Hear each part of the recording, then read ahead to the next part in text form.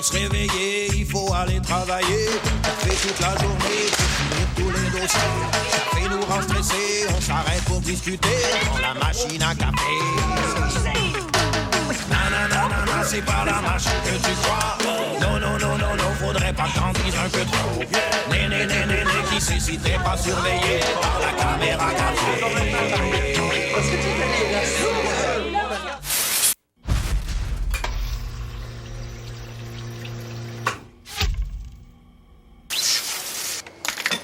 Ça va? Comme un lundi. Moi, c'est pareil. Complètement vide. Les fins de semaine, c'est épuisant.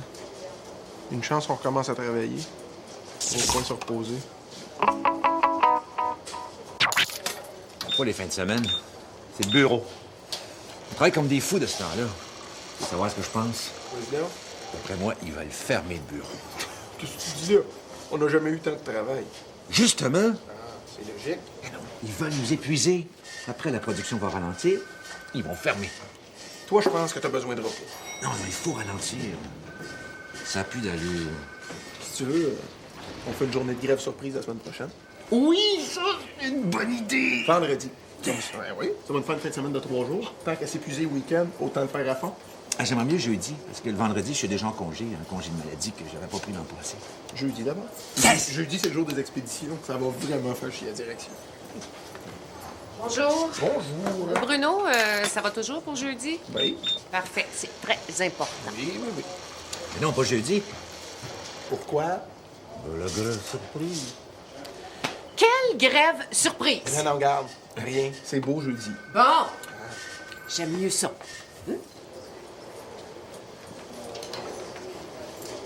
Voyons, Jean-Claude, réveille! C'est une grève surprise. Si t'en parles à tout le monde, ça va être quoi, la surprise? Puis aussi, qui t'a dit que c'est la journée de jeudi qui a été choisie? C'est toi. C'est moi. Faut toujours réfléchir avant de prendre ce genre de décision-là. Puis tu peux me croire, j'y ai beaucoup réfléchi depuis 5 minutes, là, puis la meilleure journée pour faire un jour de grève surprise, c'est le mercredi. D'ailleurs, tout le monde sait que le mercredi, c'est le jour des... Du spaghetti. De la poule aux œufs d'or. Du milieu de la semaine. Des commandes! Puis m'a dire de quoi, une journée des commandes où tout le monde débraye, ça va vraiment faire chier la direction. Comme ça, il paraît qu'on fait la grève la semaine prochaine. Oui, et ça va vraiment faire chier la direction. Quel jour? Oh, je sais plus trop, là. Mercredi. Parfait, ça va couper la semaine en 2, ça va faire du bien. Oui, mais c'est pour l'avancement de la cause du travailleur qu'on fait ça, là. Ben oui, c'est sûr. Ça va vraiment les faire chier. Mais je pense, c'est peut-être pas une si bonne idée que ça mercredi. Pourquoi? C'est la pleine lune. C'est plein d'énergie négative. Tu vas pas croire à ces niaiseries-là. Une vraie sagittaire. Ce serait mieux mardi. Ben, mardi. C'est bon, mardi aussi. Puis en plus, ça va vraiment... Ou lundi, parce que mardi, moi, j'ai déjà des rendez-vous de prix, ça m'éviterait de les déplacer. Lundi? Tout le monde d'accord pour lundi? Oui! Pourquoi lundi? Tout le monde est encore d'érable de la fin de semaine, puis bang! Sans prévenir, on annonce à la direction que personne va travailler de la journée. Ça va vraiment les faire chier. Bonjour à tous. Content de vous voir en ce beau lundi matin. Bien belle semaine de travail qui nous attend. Bruno, je voulais te voir.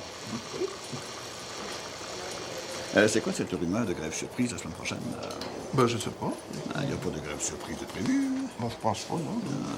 Tant mieux, parce que justement, tu sais, par rapport à ce dont on s'était parlé, c'est l'histoire de... Oui. Ben, Bon, oui. mais j'ai peut-être trouvé un arrangement qui va t'arranger. Ouais. Peut-être se revoir la semaine prochaine pour en parler tranquillement. OK. Disons, lundi matin, 10h. Parfait.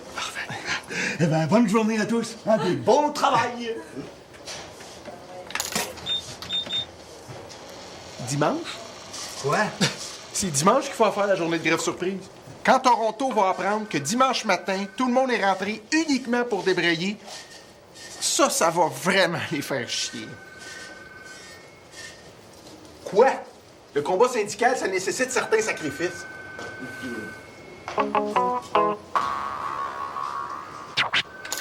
Pourquoi on voulait faire la grève déjà? C'est une idée de Bruno, je pense.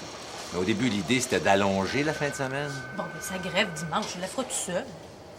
Ouais, puis ça va vraiment le faire chier.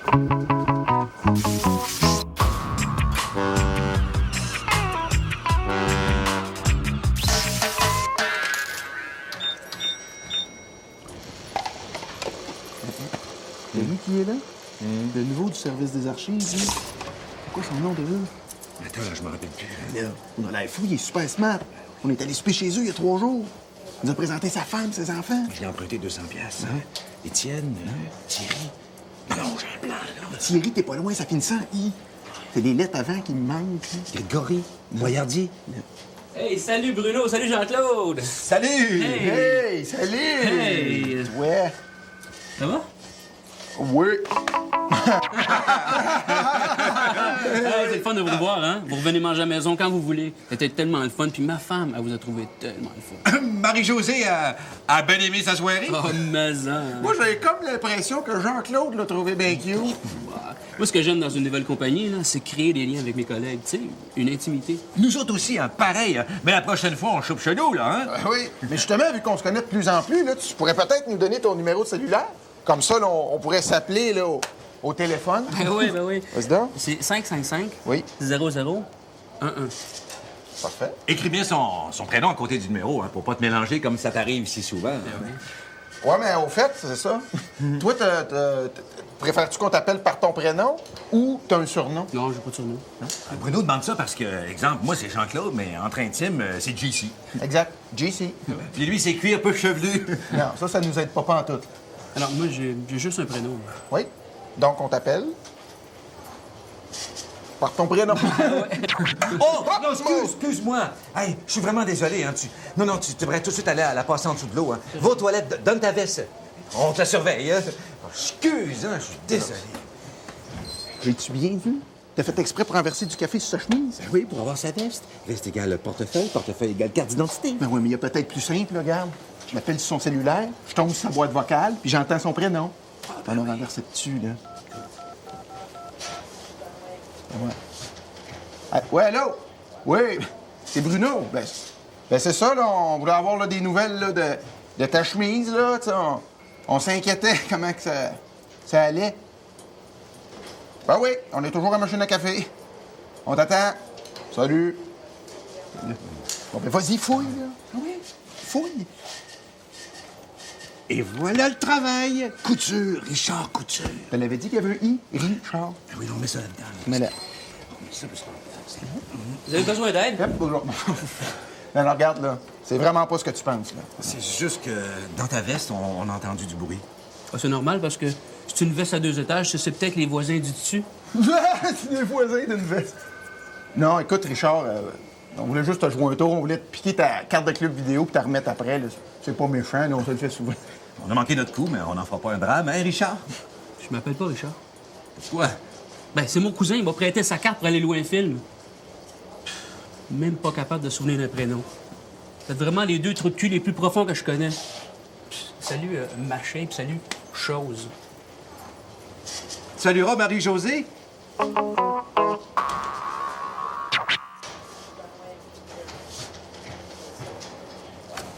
Jérémy! C'est Jérémy! Oui!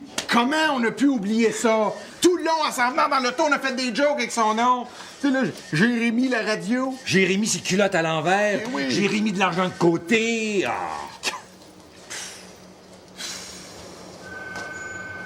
Jérémy qui? Jérémy, son nom de famille? Caméra café.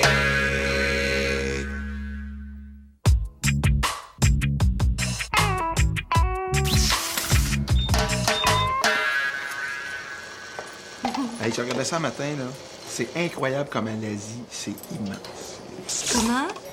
Quoi, comment? Ben, comment t'as vu que l'Asie, c'était immense? Avec des lunettes. Niaise-moi pas. Mais non, mais sur une map, tu prends un atlas, là, et tu te rends compte que l'Asie, c'est immense. Ah, ouais. C'est si grand que ça. As-tu déjà été à l'île d'Orléans? Oui, mais je vois pas le rapport. Non, mais trouves-tu ça grand? C'est pour faire une comparaison, parce que moi, l'île d'Orléans, je connais ça. C'est-tu plus gros?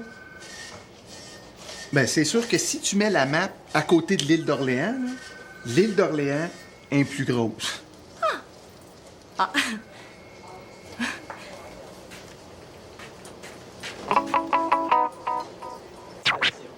Yes! Ils ont mis Michaud à la porte. Je me retrouve avec 2 bureaux, c'est pas génial, ça? Ben oui, ça va te faire un peu plus de place. Un peu plus, Christy. On dirait que j'ai quasiment le bureau du président de Toronto. Donc, j'en ai pas quand même, là. Je vais peut-être en sous-louer une partie, hein. Les logements sont tellement rares. Ben là, ça doit pas être si grand que ça. Alors, voyons. C'est grand comment? Je sais pas. Ben, je sais pas, c'est pas bien précis, ça. Si tu veux, je peux aller chercher les plans du cadastre avec les mesures d'architecte. Ça va me prendre 2 minutes. C'est drôle, t'es précis pour dire le temps que ça va te prendre, mais pas pour me dire la grandeur de ton bureau. Ah oui, très drôle même que je prépare un stand-up là-dessus. Je suis une fois un gars qui mesure des bureaux avec sa montre, comprends-tu? Ah ouais, là, t'es de mauvaise foi, Jean-Claude. Tout ce que je veux dire, moi, c'est... Peux-tu te déplacer un peu? Un peu. Un hippopotame pourrait faire du ballet de jazz dans mon bureau. Moi, ça, c'est une image. Pourrais-tu mettre un sofa dans ton bureau? Pas bête, on pourrait même en mettre 2. Ah ouais, puis une table avec un parasol puis un barbecue? C'est un bureau que j'ai, c'est pas une cour. Bon, justement, pourrais-tu parker un Winnebago dedans? Ça me donnerait une petite idée. Ça serait serré, faudrait tasser 2 jet skis. Ah ouais? Coudon, qu'est-ce que t'as, ton matin? Tu veux-tu me casser mon fun? Non, c'est juste, là, Monsieur Harry, là, avec tambour et trompette. Ah, j'ai un grand bureau. là. Excusez d'avoir froissé votre orgueil, monsieur Petit Bureau. Non, non, mais c'est juste qu'il y a grand puis grand. Et là, puis grand pour toi, puis grand pour moi, hein? Si tu m'avais dit c'est grand, mais par rapport à l'île d'Orléans, il est petit, là, j'aurais compris. Je me comprends. T'es bien chanceux, parce que moi, ce que je comprends, c'est que t'es frustré. Ah oui, c'est ça. Gros bureau, petit moineau. Salut!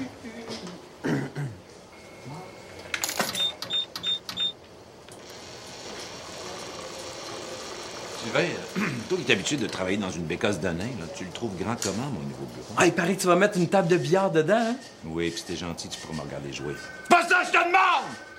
Je te demande si tu le trouves grand ou pas! Oui, ben oui. Puis par rapport à l'île d'Orléans? Hein? Ouais, parce que monsieur mesure en île d'Orléans. Non, mais moi, je viens ici pour prendre un café, me détendre. Je dis à l'autre que j'ai un grand bureau, parce que je récupère celui de Michaud, puis il me demande quasiment si je peux rentrer un porte-avions dedans. Chimonac! Quoi? Mais voyons, qu'est-ce qu'il y a, lui?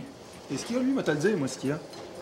C'est que son histoire de grand bureau, ça y a monté à la tête, puis là, elle rentre plus dans son supposé grand bureau. C'est vrai qu'il est grand titi, son bureau, avec la baie vitrée qui donne sur la terrasse. Pouf. Ah ouais?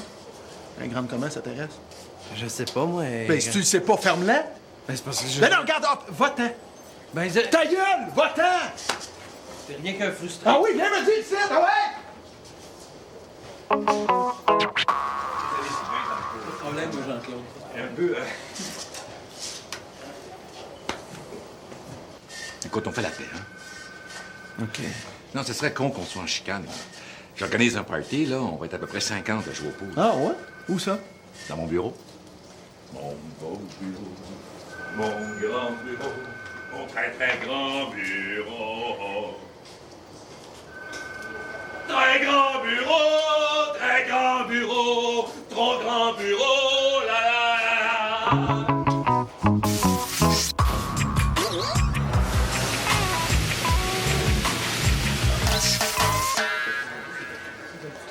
Salut! Salut!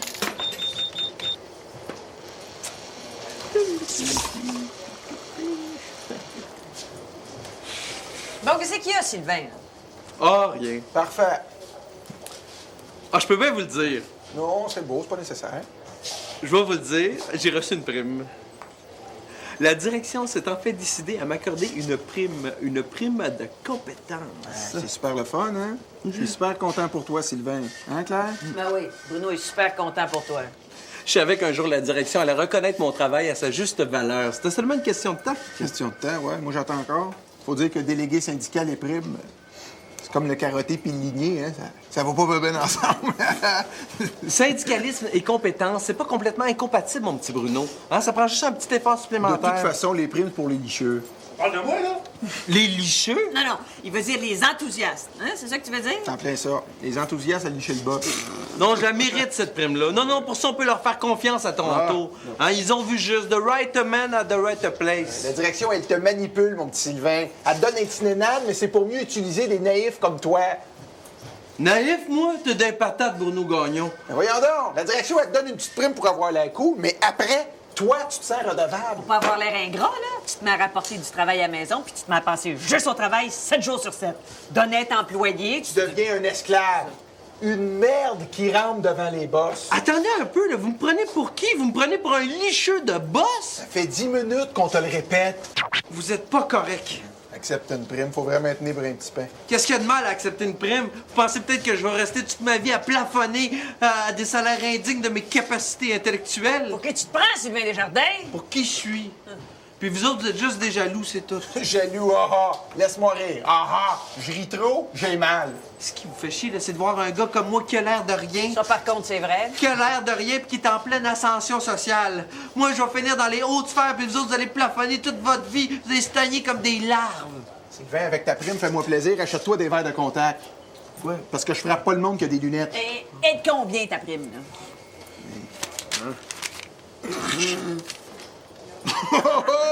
Méchante ascension sociale, hein? Au moins, t'auras pas le vertige. Non, mais vous comprenez pas... Mets ça tout de suite dans un REER. À 728 ans, tu vas être millionnaire. Ce que vous comprenez pas, c'est que ça, là, Si tu te payes un café, tu fais tellement pitié. Ouais.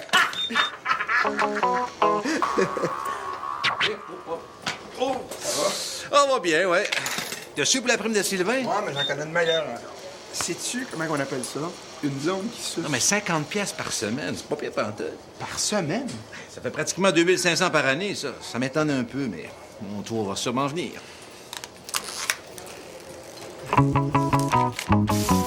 Caméra café.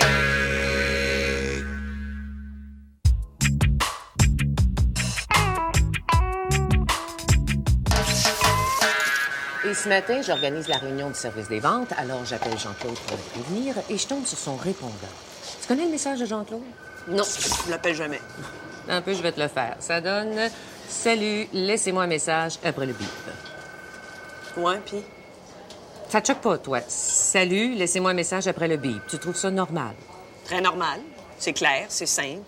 Bon, écoute, Claire, laisse-moi te donner un petit cours de communication d'entreprise.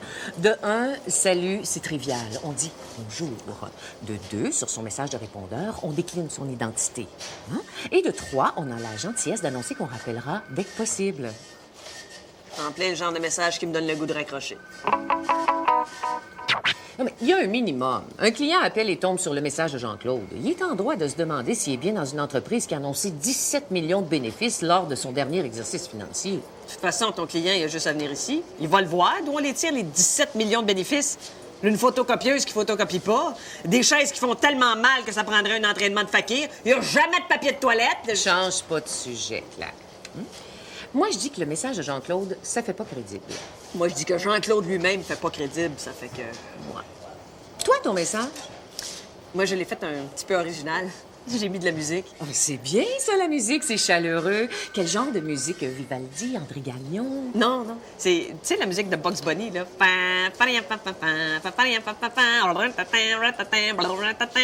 J'ai pogné ça sur Internet. Après ça, je mixe ma voix sur un beat super techno, là, puis je dis « Aïe, genre, laisse full message », puis je finis avec le rire de Woody Lepic.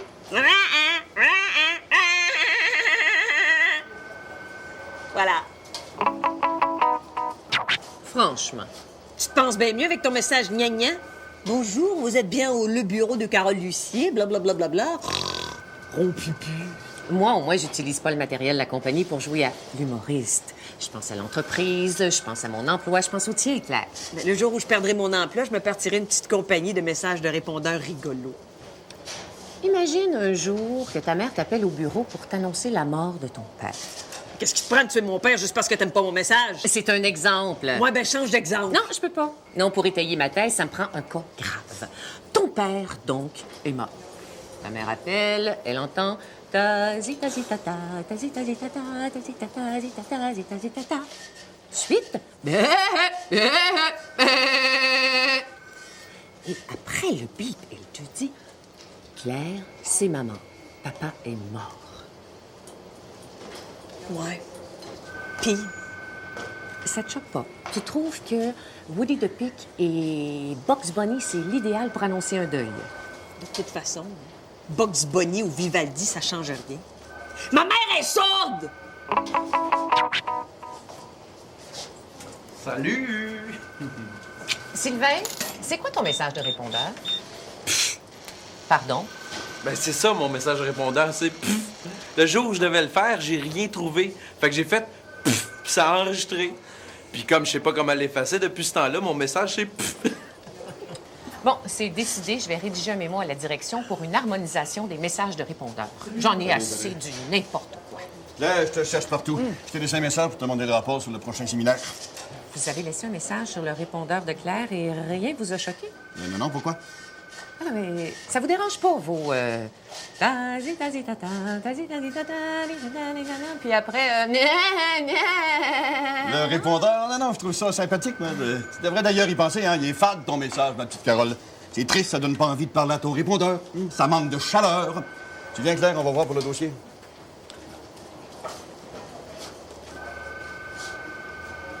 La chaleur, hein? Du nouveau message de Carole? Non? Ça commence, là, c'est une musique de striptease, là. Là, Carole dit avec une vraie voix de cochonne, « Bonjour, vous avez bien pénétré la boîte vocale de Carole. Si vous avez envie de me parler, là, laissez-moi un petit mot doux, puis après, elle gémit avant de donner un petit bec. » T'as l'air à le connaître par cœur? Mais ça fait 20 fois que je l'écoute.